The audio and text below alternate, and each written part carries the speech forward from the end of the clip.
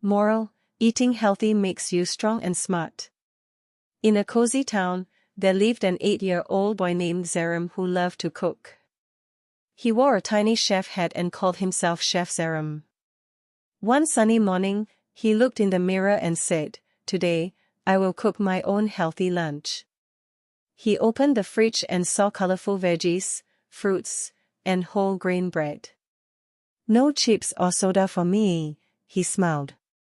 He chopped carrots, cucumbers, and tomatoes, and made a crunchy rainbow salad. Then, he grilled a chicken breast with olive oil and sprinkled it with herbs. Zaram even blended his own banana and strawberry smoothie. This smells amazing," he cheered. When his mom came home, she was surprised and proud. "Wow, Chef Zaram. This is so healthy." Zaram grinned, "Healthy food makes me strong like a superhero." And from that day on, Zaram inspired his friends to cook healthy too.